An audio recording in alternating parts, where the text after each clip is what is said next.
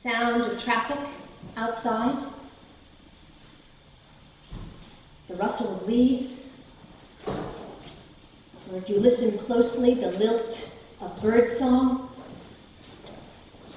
a creaking door, footsteps. Do you hear the shifting of your neighbor in another pew? The receding voices of children just down the hall, or the beating of your own heart. Listen again. Under all those sounds, can you hear the gentle rush of your own breath?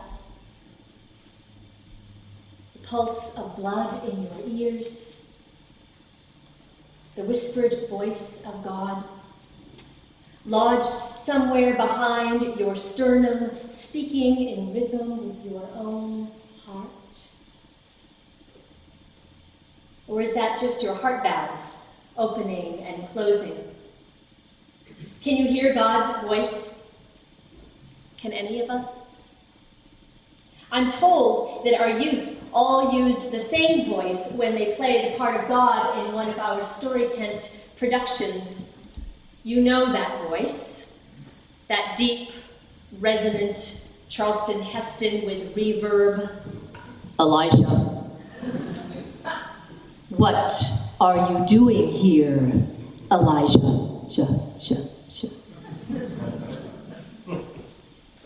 In the children's book, Old Turtle, by Douglas Wood, the wise old turtle of the title speaks in a voice that rumbled loudly like thunder and whispered softly like butterfly sneezes. Butterfly sneezes. I love the idea that God's voice might sound like butterfly sneezes. What does that even sound like? Although surely I'd have to lean in, strain my ears to hear, much less understand such a delicate whisper. So maybe the idea is both poetic and a bit maddening. When I have a question for God, I would just as soon get a clear and unequivocal answer, one that doesn't require a hearing aid or a cipher. Problem solving is hard enough without having to unravel God's response, right? Earlier this week, I saw the film The Imitation Game, starring Benedict Cumberbatch as Alan Turing. Anybody else seen The Imitation Game? So Alan Turing is the head of a team that finally cracked the Germans' seemingly unbreakable Enigma code during World War II. And the film is all about discerning patterns, the patterns that make up a cipher, and the patterns of human behavior, which are more mysterious to Alan. As the film begins, Alan is being interviewed by a police officer. He's about to narrate the events of the story, and he says this to the police officer, but also to all of us, the viewers. He says, "Are you paying attention? Good. If you're not listening carefully, you will miss things, important things. If you're not listening closely, you will miss things, important things." I wonder if God isn't playing a similar note of caution in that exchange with Elijah up on the mountain. The word of God speaks to Elijah, calls ahead and says, "I'm coming." Elijah is about to get an in-person audience with the creator of the cosmos. And you'd expect that appearance to be pretty stunning, wouldn't you? Make way for the one who was before everything. The one who breathed life into all creation, the one in whose hands whole mountain ranges were fashioned. Where she trod, valleys took shape. Where he wept, rivers flowed. Of course the ground would tremble at her approach. Windstorms take shape, sparks fly, fires erupt. Only none of that is actually God. It turns out that's just the opening act, the earth shivering in anticipation. God is not in the earthquake or the fire. Only after all that, after the wind exhales and the dust settles, does Elijah hear the voice of God. And what does it sound like? Well, the Hebrew is a little tricky to translate, but it could mean the sound of sheer silence, or a soft murmuring sound, or a still, small voice. In other words, it sounds a little like butterfly sneezes. Elijah must lean in, must strain his ears, hold his breath, as God, like the teacher determined to get her students' attention, lowers her voice rather than raising it. Are you paying attention? God seems to say. Good. If you're not listening carefully, you will miss things. Important things. Now it's worth noting here that Elijah has been throwing a bit of a tantrum. He's been under a great deal of stress and he has finally cracked. Here's what's just been happening. At God's urging, Elijah has gone head to head with Queen Jezebel, who has encouraged her people, including the Israelites, to worship the god Baal instead of the God of Abraham and Sarah, the Israelite God, Elijah's God. And in a dramatic showdown with the prophets of Baal, Elijah wins. That is, the God of Israel shows up when Baal does not. In his moment of glory, Elijah gets a little carried away and kills all those other prophets, 450 of them all told, thereby provoking the ire of the queen, who swears to return the favor. Elijah must run for his life. He gets all the way to Mount Horeb, which is also known as Mount Sinai, with a little help from an angel who feeds him along the way. And by the time he arrives at the cave, Elijah is overtired, overrun, ready to blame God for the pickle he's in. He also seems to think that his situation is utterly unique. He is abandoned by everyone. The only one who remained faithful to the bitter end. I alone am left, and they are seeking my life. Does that sound even a little bit familiar? Don't we all develop a tiny bit of tunnel vision, of selective hearing? Don't we get a bit self-absorbed when we are in distress? So God has to find a way to cut through that noise, the literal noise of Elijah's complaining and all the background noise. God has to cut through Elijah's fear and fatigue, through the pain and the panic, through the despair of a devoted prophet who has worked too hard for too long and now believes that all is lost. None of us listens particularly well when we are in crisis.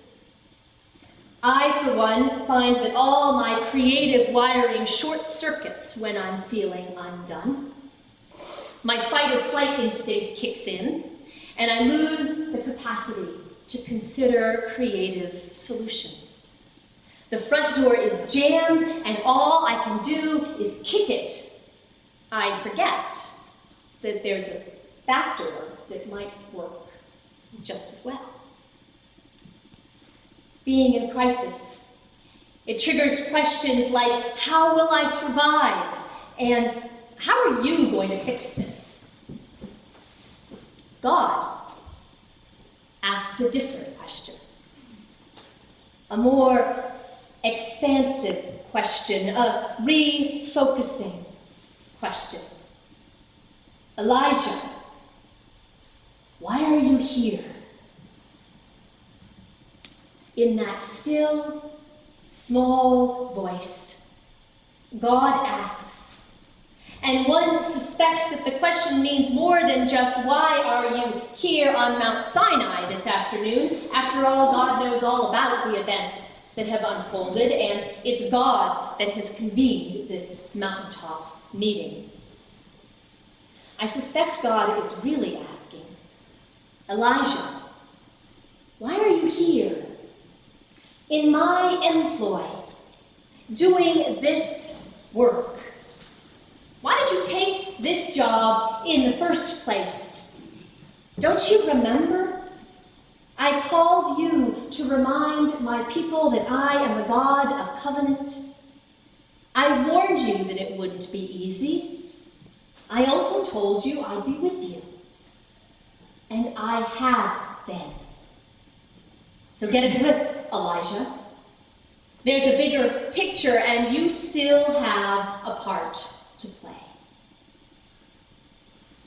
It's exactly the kind of recentering that we need when our confidence unravels and we face difficult decisions. We need someone to help us to shift from asking those panic-induced questions like, how will we survive? To asking centering questions like, why are we here? In fact, choosing the right questions to ask might be the single most effective first step in finding our way out of perceived crisis.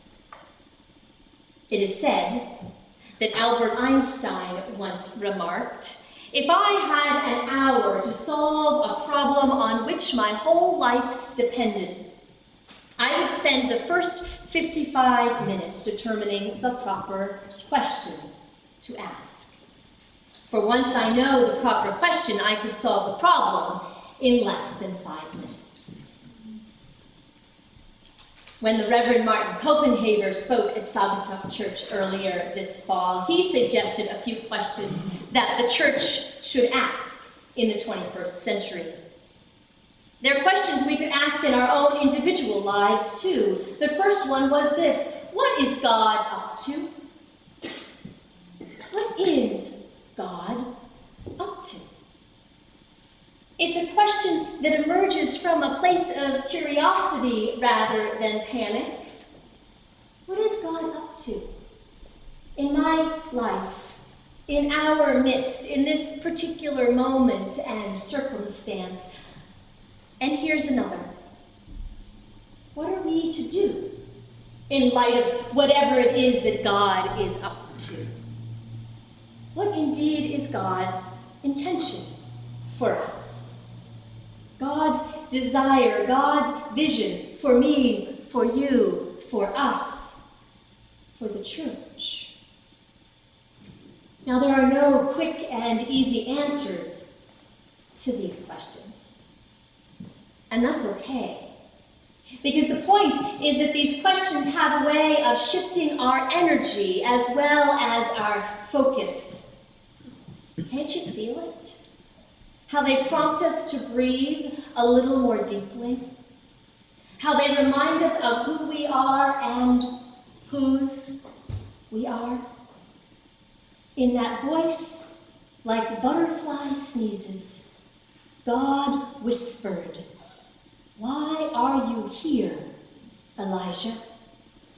And in the question was embedded this response: "You are here because I called you. You are here because I have sustained you again and again. During the drought, I fed you. In the wilderness, I sent you bread. When you called on me, I came every time. Why are you here, Elijah? Because I am your God, and you are my prophet. And the ground stopped shaking under Elijah's feet. Or maybe it had been his body shaking all along.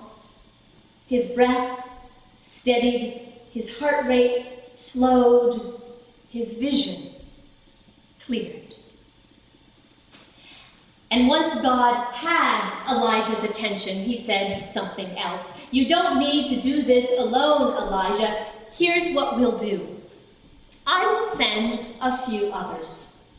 Kings to guide the people, and another prophet to follow in your footsteps. You will anoint them. So we'll do this together. Take heart, Elijah, and get back at it. Sisters and brothers in Christ, God understands that we need companions on the journey. People with whom to share the load, folks with whom to do the careful listening. That's why I come to church, to listen for God's voice with you, to test my hearing, to ask in the company of other faithful listeners, what is God up to in my life, in our lives? To say, here's what I'm hearing. Is that what you're hearing? Together, we can pay attention for the holy patterns, the signs and the signals that God is up to something. Together, we can practice being more curious than anxious. We can reignite those creative circuits. I'm stuck at the front door, and you open the back door. I see piles of leaves, and you see life-giving garden mulch. He sees leftover bricks abandoned in the back, and she sees a labyrinth in the making. We see our cluttered bookshelves, and the youth see a mission trip fundraiser. Are you paying attention? Good. If you're listening carefully, if you're not listening carefully, you will miss things, important things. Evidence of God's transforming presence, whispered reminders that we have a purpose, the promise that God still has much in store for you, for us. Listen. What do you hear? The laughter of children, the beating of a neighbor's heart, an unfamiliar voice in our midst, a cry for help, an expression of joy, an assurance of hope. Your own heart beating in time with the Holy One, who speaks to us and through us in a voice like thunder and a voice like butterfly sneezes. Listen. And then tell me, what do you hear? Thanks be to God.